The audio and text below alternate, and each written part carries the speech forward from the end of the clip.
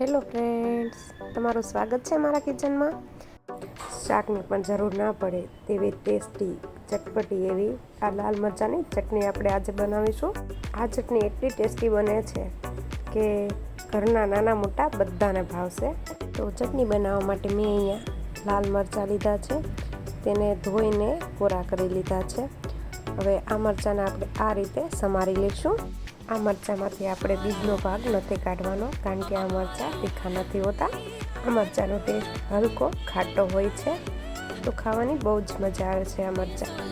અને અત્યારે માર્કેટમાં પુષ્કળ પ્રમાણમાં આવે છે આ મરચાં, એટલે એકવાર આ ચટણી ચોક્કસથી ટ્રાય કરજો.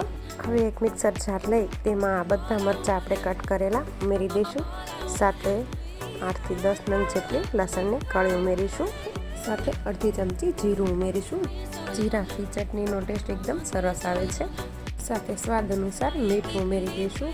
બીજા આપણે અત્યારે કોઈ મસાલા નહીં એડ કરીએ, પછી ચટણી પાકશે પછી આપણે બીજા મસાલા એડ કરીશું. અને આપણે મિક્સર જારમાં આને પીસી લઈશું. પીસવામાં આપણે પાણીનો જરા ઉપયોગ નથી કરવાનો, કારણ કે મરચાંમાં નેચરલી પાણી હોય જ છે. ત્યારબાદ એક કડાઈમાં આપણે મોટી 3 ચમચી જેટલું તેલ લઈશું. તેલનું પ્રમાણ ચટણીમાં થોડું વધારે જ રાખવાનું છે, જેથી કરીને ચટણી લાંબા સમય સુધી સારી રહે. હવે તેલ હલકું ગરમ થાય એટલે આપણે તેમાં 1 ચમચી જેટલું કાશ્મીરી લાલ મરચું ઉમેરીશું. અહીંયા કાશ્મીરી લાલ મરચું ઉમેરવું એકદમ ઓપ્શનલ છે. હું ચટણીનો કલર એકદમ સરસ આવે તે માટે ઉમેરું છું. જો તમારે ન ઉમેરવું હોય તો પણ ચાલે. અને પછી આપણે જે ચટણી પીસીને રાખી છે તે ઉમેરી દઈશું અને સારી રીતે તેલમાં મિક્સ કરી લઈશું. હવે આ ચટણીને આપણે ત્યાં સુધી પકવવાની છે જ્યાં સુધી લસણની એકદમ સરસ સુગંધ આવવા માંડે અને મરચાંમાં રહેલું પાણી બધું બળી અને આનું ટેક્સચર એકદમ સરસ ના થઈ જાય ત્યાં સુધી આપણે તેને પકવવાની રહેશે. હવે ચટણીને ઢાંકણ ઢાંકી આપણે 2 મિનિટ જેવું થવા દઈશું. 2 મિનિટ જેવું થાય એટલે આપણે ચમચાની મદદથી હલાવતા જઈને જોઈએ તો ચટણીમાંથી એકદમ સરસ સુગંધ આવી રહી છે અને સાઈડમાંથી તેલ પણ છૂટું પડવા લાગ્યું છે. 1.5 ચમચી જેટલી ખાંડ ઉમેરીશું અને સારી રીતે મિક્સ કરી લઈશું. જો તમારી ચટણીનું ટેક્સચર આ રીતનું ન દેખાય અને થોડું પાણી જેવું લાગે તો તેને 1 મિનિટ જેવું વધારે પકાવવાની.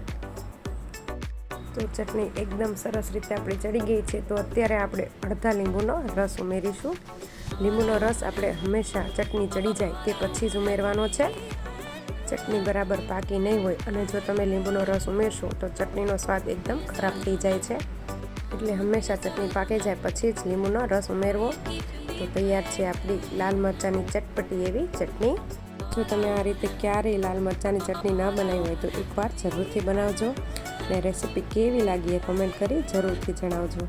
રેસીપી સારી લાગી હોય તો રેસીપીને એક લાઇક કરજો, શેર કરજો અને આવી અવનવી રેસીપીના વિડીયો જોવા માટે મારી ચેનલને સબસ્ક્રાઈબ કરી બાજુમાં આપેલ બેલ આઇકોન બટન દબાવજો. Thanks for watching.